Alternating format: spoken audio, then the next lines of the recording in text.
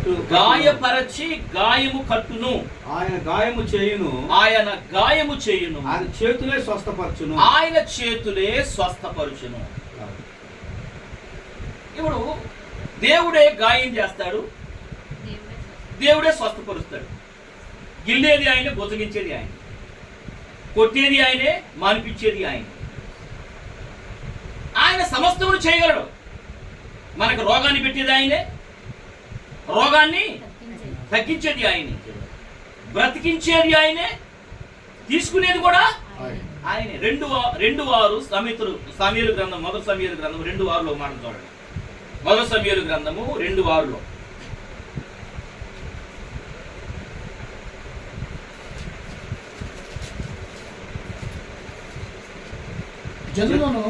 జనులను సజీవులుగాను మృతులుగాను చేయవాడు యెహోవాయే. జనులను సజీవులుగాను మృతులుగాను చేయువాడు యెహోవాయే. పాతాళమునకు పంపుచు అందులో నుండి రప్పించుచుండువాడు ఆయనే. అందులో రప్పించుచుండువాడు ఆయనే. యెహోవా దారిద్ర్యమును ఐశ్వర్యమును కలుగజేయువాడు, కృంగజేయువాడును, లేవనెత్తువాడును ఆయనే. కృంగ చేసేవాడు ఆయనే, లేవనెత్తేవాడు ఆయనే, దరిద్రమును కలుగు చేసేవాడు, ఐశ్వర్యమును కలుగు చేసేవాడు ఆయనే, పాతాళాన్ని పంపించేవాడు ఆయన, పాతాళ నుంచి రప్పించేవాడు ఆయన, చంపేది ఆయనే, బతికించేది ఆయన. టోటల్గా ఆయనే. ఎవరు దేవుడి చేతుల నుంచి తప్పించుకోలేదు.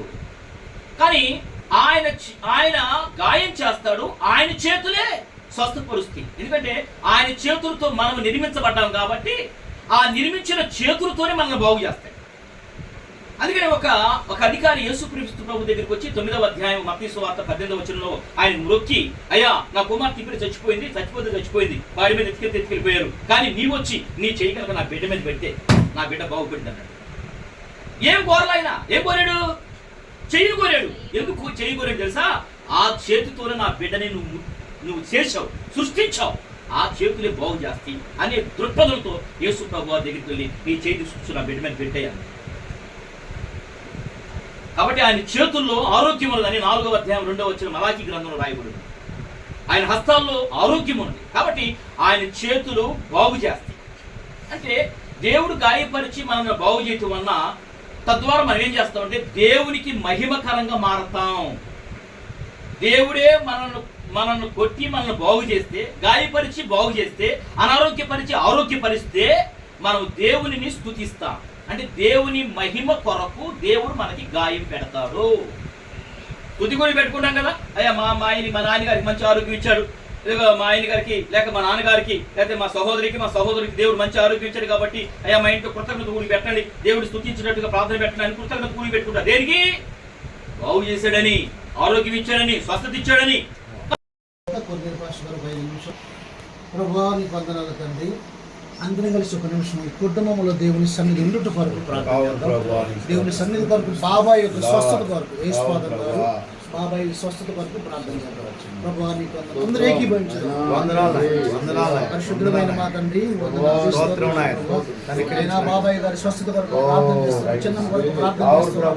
ఈ కుటుంబంలో ఉన్నటువంటి శైలజ కొరకు, ఈ యజమానుల కొరకు, తన భర్త కొరకు, బిడ్డల కొరకు, కుటుంబ సభ్యులందరి కొరకు ప్రార్థిస్తున్నాం. క్షేమం కలిగినట్లు ప్రార్థిస్తున్నాం, సమాధానం కలిగినట్లు ప్రార్థన చేస్తున్నాం, ఆశీర్వాదం కలిగినట్లు ప్రార్థన చేస్తున్నాం. ఆమేన్. రెండవదిగా ఇంటి పరిసర ప్రాంతంలో ఒకవేళ ఇంటి దోషాలు, స్థల దోషాలు, వాస్తు దోషాలు, పరిసర ప్రాంత దోషాలు, విగ్రహారాధన, ప్రజల మధ్య ఉన్న దోషాలన్నీ కూడా కొట్టివేయబడినట్టు ఒక నిమిషం ప్రార్థన చేద్దాం. ప్రభా ఈ దోషాల కొరకు ప్రార్థన చేస్తున్నాము తండ్రి. ఇంటి పరిసర ప్రాంతాన్ని మీరు పరిశుద్ధపరచండి, కుటుంబంలో ఉంటున్న వారికి ఆరోగ్యం ఇచ్చేయండి, ప్రతి సాతాను కార్యములు, చీటు కార్యములు లయపరచమని, సమాధానం కలుగును గాక, నెమ్మది కలుగును గాక. అలాగే మన మధ్యకి ఇది నన్ను పాస్టర్ గారు చాలా మంది వచ్చారు. సుభాసరావు గారు, మేషక్ గారు, అలాగే పరిశుద్ధరావు గారు, కొన్నేళ్ళ పాస్టర్ గారు, నేను, అలాగే బాతుపట్టి మా అక్క గారు వచ్చారు, సుమనిమ్మ గారు, అలాగే వాళ్ళందరూ ప్రయాణాల కొరకు, కుటుంబాల క్షేమం కొరకు చిన్న ప్రార్థన చేద్దాం. ప్రభా వందనాలు. ఎంతమంది అయితే కుటుంబాలను దర్శించడానికి వచ్చారు వాళ్ళందరూ దర్శించారు. సుభాసరావు గారు వారి కుటుంబాన్ని నాయన పరిచయం కొరకు ప్రార్థిస్తాను. మేషక్ గారు వారి కుటుంబం కొరకు పరిచయం కొరకు ప్రార్థిస్తున్నాను తండ్రి. అలాగే నాయన కొన్నేళ్ళ గారు వారి కుటుంబం కొరకు పరిచయం కొరకు ప్రార్థన చేస్తున్నాను. అలాగే నాయన పరిశుద్ధరావు గారు వారి కుటుంబం కొరకు పరిచయం కొరకు ప్రార్థిస్తున్నాను. అలాగే సుమణ గారి వారి కుటుంబం కొరకు ఆయన బిడ్డల కొరకు ప్రార్థన చేస్తున్నాను. ఒకసారి శైలజ కొరకునైనా తన కుటుంబ సభ్యుల కొరకు ప్రార్థిస్తున్నాను. అలాగే చిన్నమ్మ కొరకు, బాబాయ్ కొరకు ప్రార్థన చేస్తున్నాను. వారికి ఆమె అలాగే కొంచెం ఉన్నటువంటి కీడులు నష్టాలు తొలగిపోయినట్లుగా ప్రార్థన చేద్దాం. వచ్చే చెడ్డ కళలు దర్శనాలు అన్ని తొలగిపోవడం కొరకు ప్రార్థన చేద్దాం. ప్రభువా, తొలగించండి, తొలగించండి, తొలగించండి. శోధనలోనికి దుష్టులను తప్పించండి తండ్రి. కృపనివ్వండి, కృపనివ్వండి, కృపనివ్వండి, సహాయం చేయండి. అలాగే మరి శైలజమ్మ అలాగే కుటుంబ సభ్యులు వారి ప్రయాణాల కొరకు డ్యూటీకి వెళ్ళొస్తుండగా క్షేమకరమైన ప్రయాణాల కొరకు ప్రార్థన చేద్దాం. ప్రభా, శైలజమ్మ ప్రార్థన చేస్తున్నాం. ఆయన క్షేమకరమైన ప్రయాణాలు దయచేయండి. ఆర్థిక పరమైన ఒత్తిడి నుంచి విడుదల దయచేయండి తండ్రి. ప్రభా, వందనాలు. ఈ సమయాన్ని కూడికని మమ్మల్ని అప్పగించుకుంటున్నాం. మా మధ్య ఇద్దరు సేవకులు నాయన కొద్ది నిమిషాలు వాటిని అందించబోతుండగా ఈ సన్నిధిని మాతో కూడించి నడిపించమని సహాయం చేయమని యేసు ప్రభు నామమున అడిగి పెట్టుకొనిచున్నాము తండ్రి. ఆమేన్. హల్లెలూయా. మన మధ్యలో